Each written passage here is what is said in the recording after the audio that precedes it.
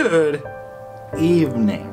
Reminds me of those old watches where you would hit the button, boom, the time. I want to talk about camera presence. I have seen, in my experience, a very large amount of people who, when they're in front of a camera, they instantly change. Phoebe's being particularly energetic this evening. Because people always act differently when they know they're being watched. But even people that are hugely more successful than I am start the video off with, "Hey guys, what's up everybody? Hey YouTube, it's how's it going everybody? What's going on guys?" And so on and so forth. Even people who don't create videos for YouTube do this. And it grates on my nerves. You wanna go and run around some more? Lady. Cat hair, oh god. And another thing that really gets to me, and this is people who are on YouTube or just public speakers in general or on podcasts, anytime where somebody is speaking and a microphone is recording them, whenever you or I cringe. I hate it. And I do it sometimes. I'm pretty damn good at not umming and uhing. It's extremely easy to give in to that impulse, or to just do it without thinking, really. Like, now I did that part on purpose, but you get what I'm saying. When you're sitting in front of a camera, nobody can interrupt you.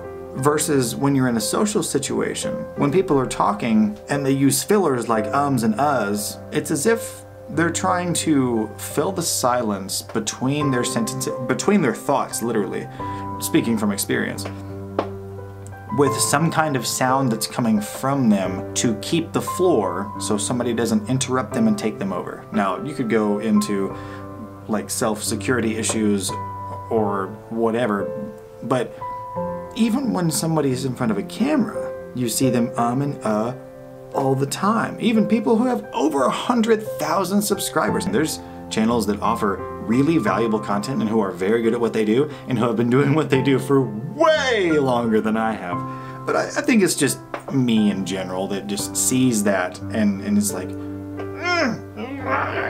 even if the message itself is very valuable and has helped me, which it has. I've heard a lot of things about people not liking the sound of their own voice, not liking hearing themselves talk. And to that, I would say that it's really hard to give advice about that kind of thing. Because obviously you can't change your voice. And there's a hair in my mouth. And I know what that feels like, because like if I ever sing something, it's like, I don't even want to listen to it when I'm the only one, when I'm guaranteed that I'm the only one who can hear it. Like put in headphones and listen, I cringe. So, number one, am I good at singing? Yes. Number two, do I like hearing myself sing? What are you doing? Oh, not really. So I guess I could relate to those who just honestly hate their own voice, even speaking.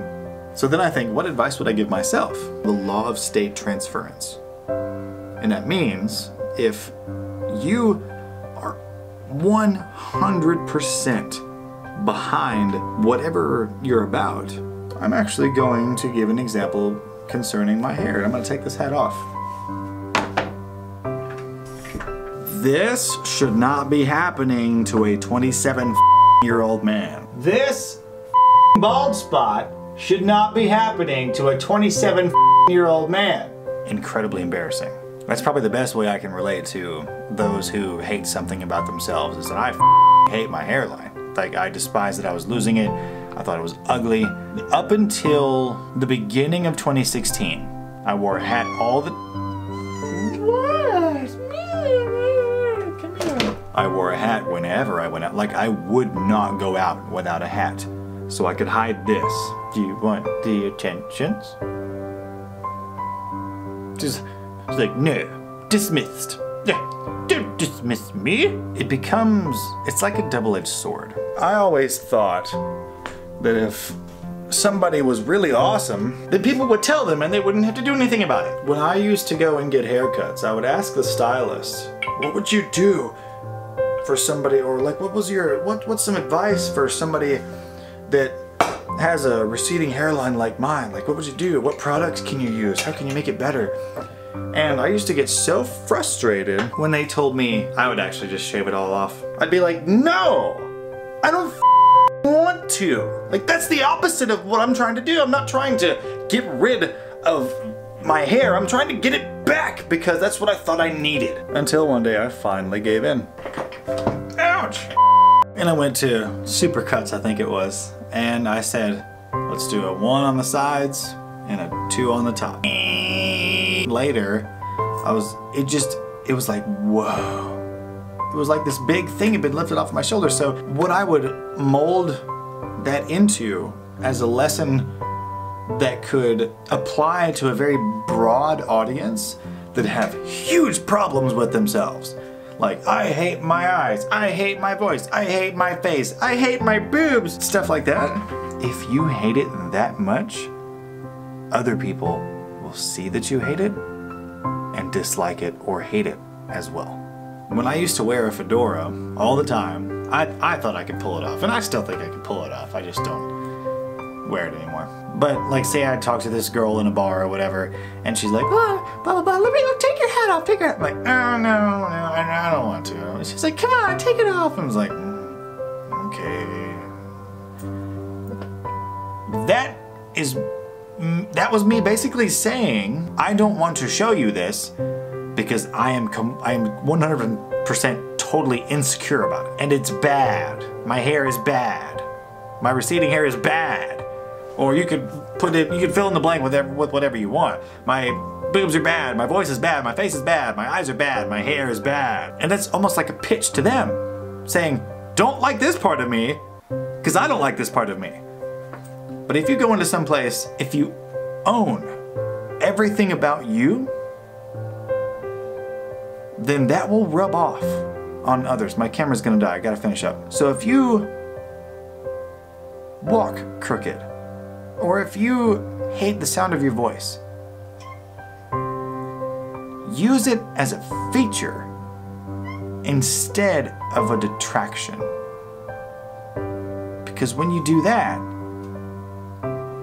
and you're in a situation like a social gathering or function or whatever, and you're having an awesome time while owning all of those things that you secretly hate about yourself, people will see you having that awesome time and they're like, oh yeah, I want to be like that guy or that girl. It happens all the time. Casey Neistat's a perfect example. People see him, success, happy, good times, fun videos, really nice job, like amazing production quality for daily, like especially for the daily stuff, and they try to emulate that. If you own something, or actually, no, I'll take that back. If you own everything about you, then the same thing will happen with you, because people are very impressionable. And for those that disagree, I ask you this question. If celebrities are marketed with hourglass figures and wearing a size 0, and you have to be this way, and this way, or you, not even saying that you have to be, not even saying it, but showing it, and then that's emulated by us little people. It works. Own everything you have. This started off as a camera presence thing, and then it turned into the self-confidence thing, but I really think they go hand in hand. They mesh together. Also, just get in front of a camera and do it a lot, because I did not used to have this camera presence at all. It is very much, it's very much something that requires just a lot of practice. I can't, or I myself don't know like the key to unlock being totally comfortable in front of a camera for you, but I will say that owning everything about yourself shamelessly and unapologetically will help both in your real life, your social or interpersonal relationships, and when you're in front of a camera. Stay beaming. I'm gonna try to do this quick because the battery's really gonna die soon. This video would not be complete without a shout out to our Scotties, Mr. Josh Utley, Shannon Jones, Unit Omega, John O'Brien, and Christopher Caswell. And Sin O and Spidget upgrading from the Super Beamer to that Scotty. I stay with my Scotties. My Scotties are my boys. I ride with them. And I put that on the generation. And also our super beamers are Todd Lumen, Jordan Bassler, and Mr. Patrick Hayes. We also have a beamer that we're gonna mention too, and that is Encrypted Bunny. Thank all of you so freaking much for what you do. I am most thankful.